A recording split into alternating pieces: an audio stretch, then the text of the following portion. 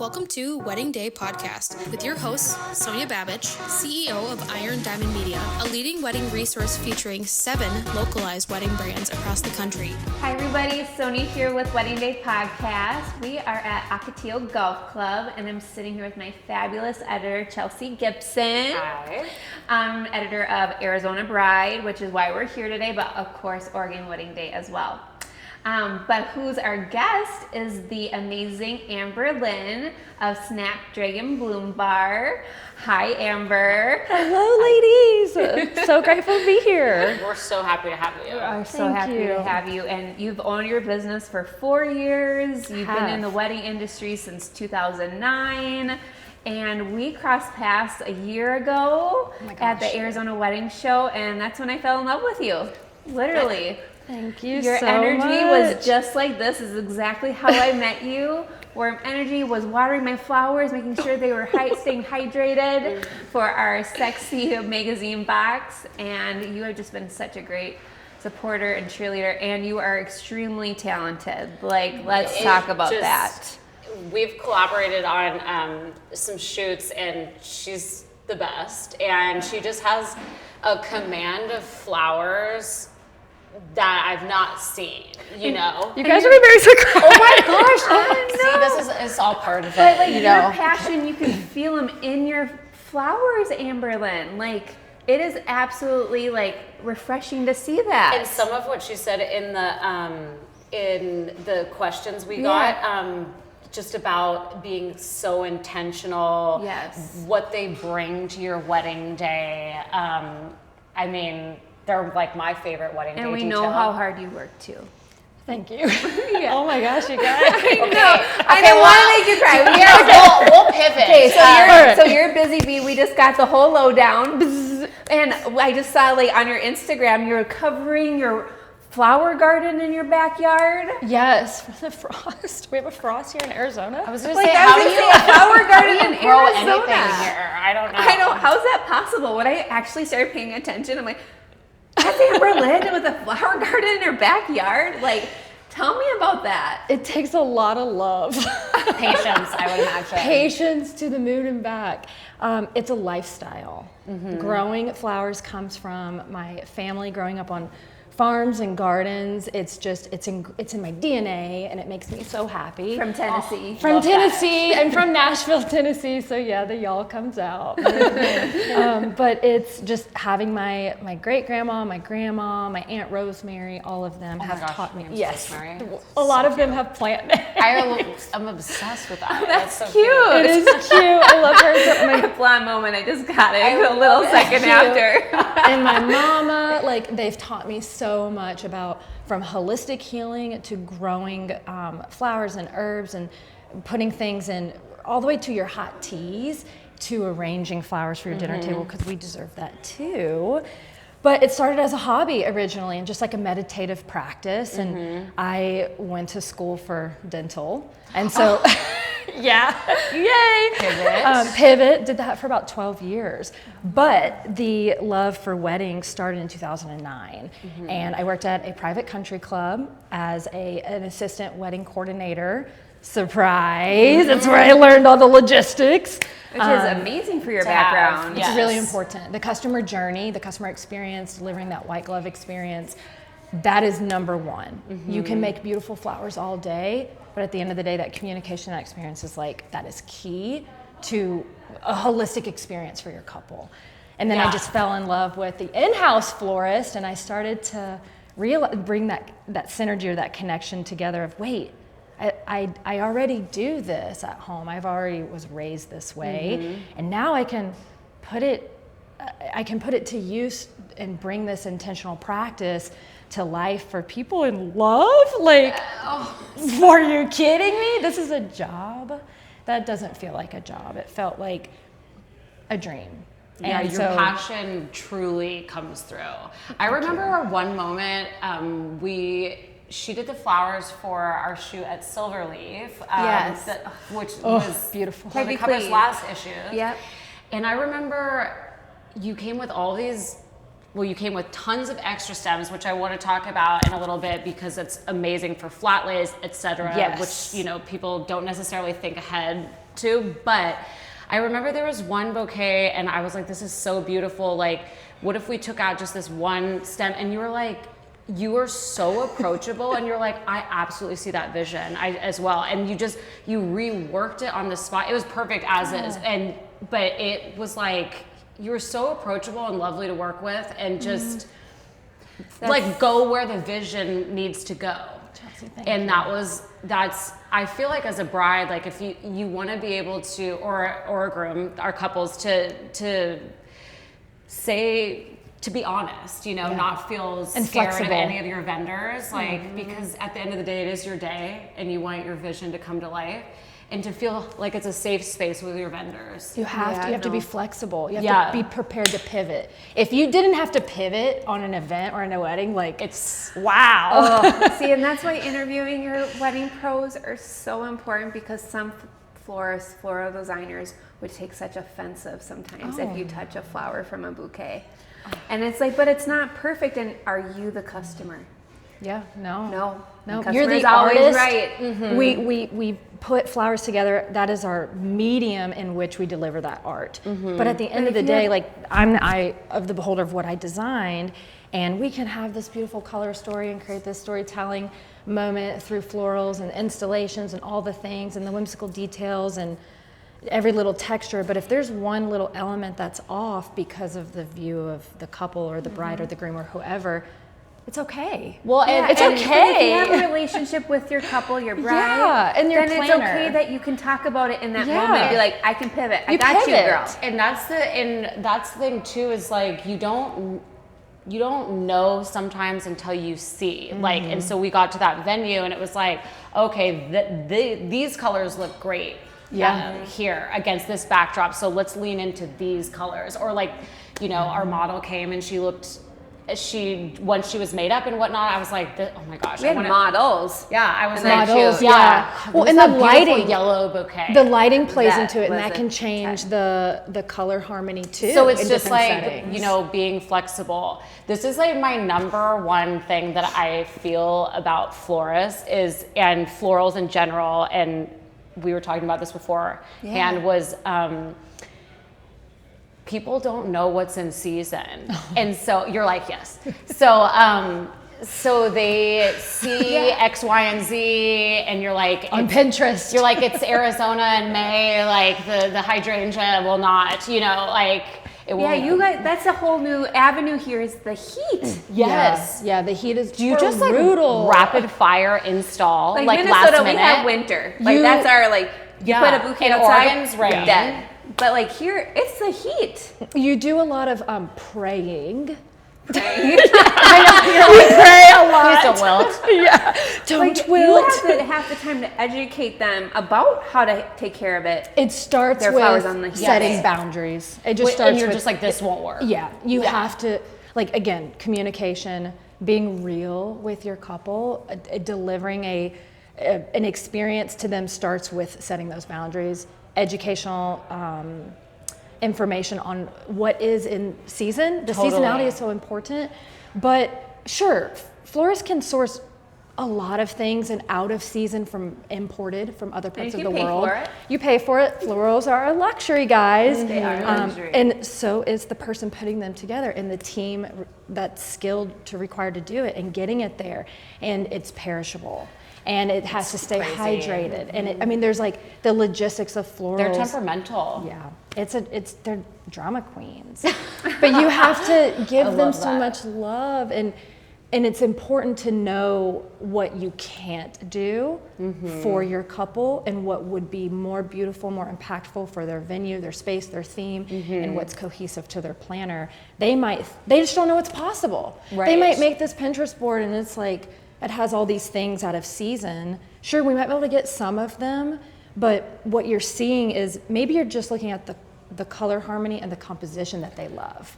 So let's just talk about that, and we'll talk about floral varieties down the road when it gets closer to your date. So you're like, you're trying to get what feel they want to evoke, and like, you know, are you going for romance? Are you going for drama? Do you like an English garden style? Yes. Do you like a whimsical, light and airy feeling? Do you like wildflowers that just feel really like unruly but like fun? Like, what do you love? I want to shake with you. I know, we're all shaking. I think the other thing that goes with that is budget, right? Yeah, so people, we hear that at the magazine too, and so we like to show a variety because, of course, they are a luxury, like you said. Yeah, so like, I think what's that's in really, season I love and, that you said and that. budget, and flowers are such a luxury. they are, but you can.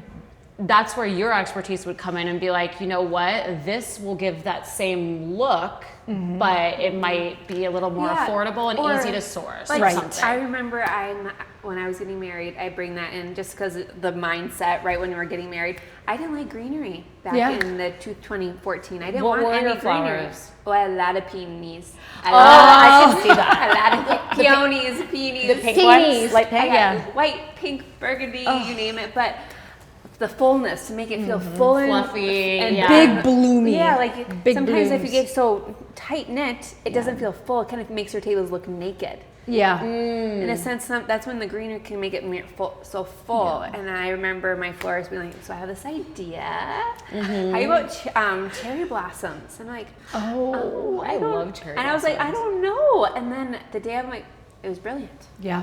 Brilliant. Well, and then But now that's today why we you're have the pro. Yes, You're the pro when you give have to those trust the tips. process, and of course vet your vendors. Like, we all know that. Trust your wedding planners' referrals. Look at client testimonials. Look at portfolios. I don't want a couple to send me an inquiry if they have not looked at my portfolio. Ideally, you looked at my social presence and my portfolio. Right. Because let's make sure like I'm the right florist for you. There's so Right. much talent out there. Right. Okay, Like- let's talk about that because Okay. like it's like going into an interview.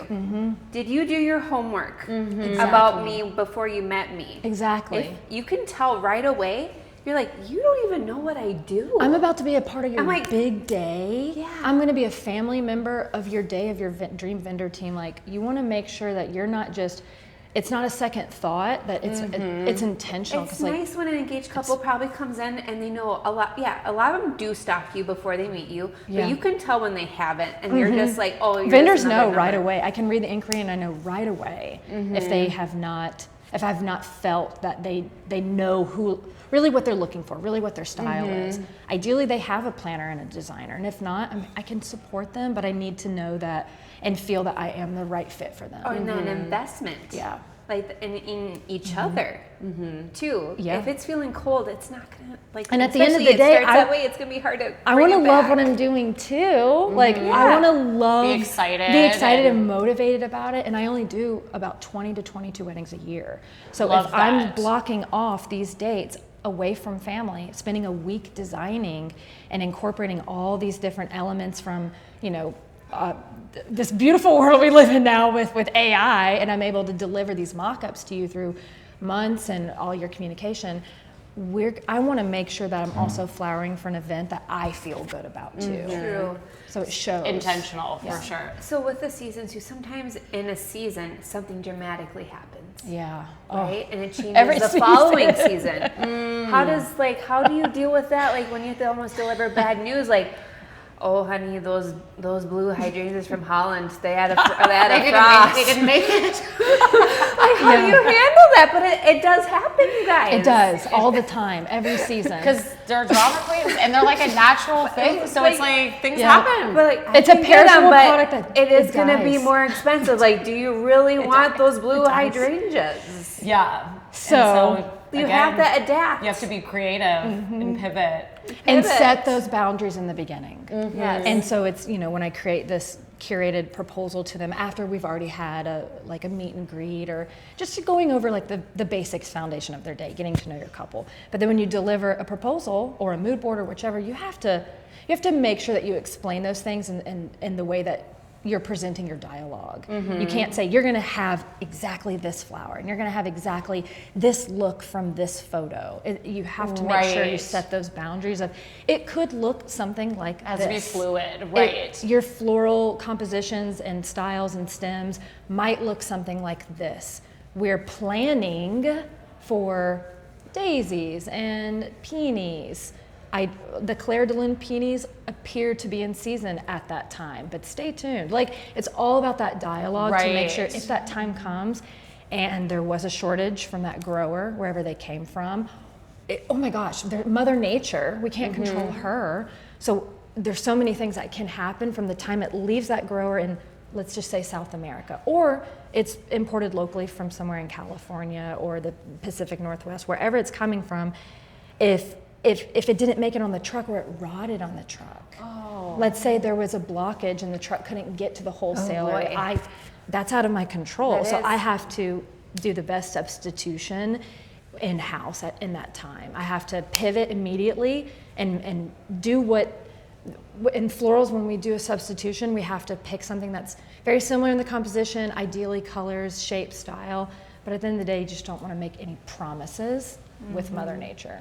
I've never thought about that so in depth, where, you know, everything according to a wedding is pretty controllable, right? It's like you have your venue, you have black these and white. chairs are coming, whatnot, but like the flowers, like you said, you have a general look and feel, but until it's in front of you. You can't do a mock-up because it could not be the season for the mock-up. Right. Oh, it happens all the time. And it costs money. So we to focus make a on the mock-up. colors and the composition. I just love that approach. That's Fun, huh?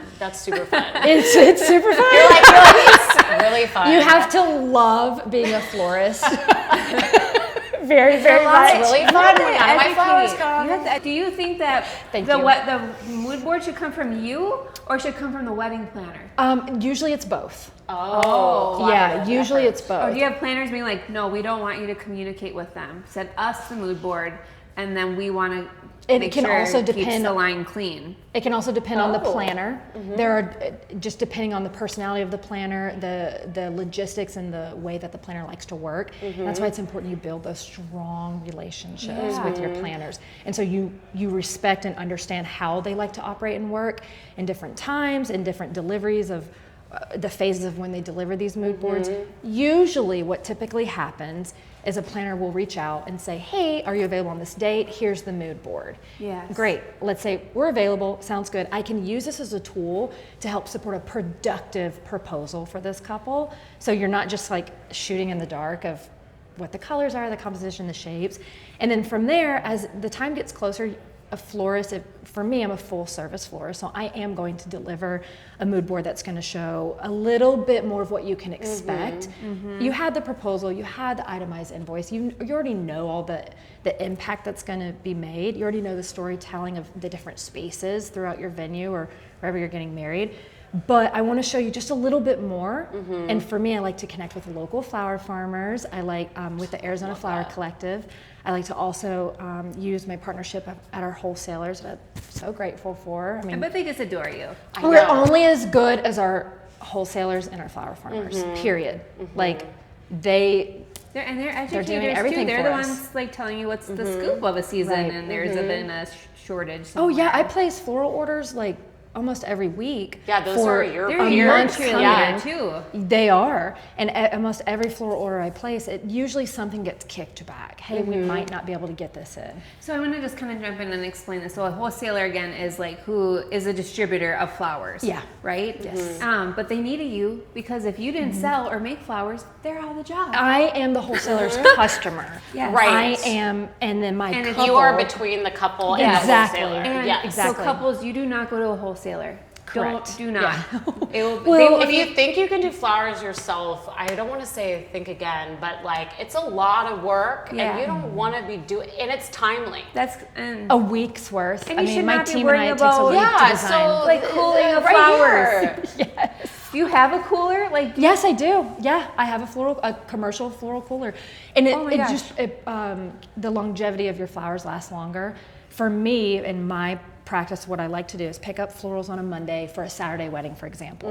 I'm going to get them processed over the next 24 hours. yeah. Sometimes share I'll- us your week, like your schedule. A wedding's Yeah. coming up on Saturday. Well, okay, so a month prior to that, I placed your order for your florals. And it's going to come from different places. It's going to come from the local wholesaler that I love dearly. It's going to come from local flower farmers I love to support. And there is nothing like local flowers. The vase life lasts long.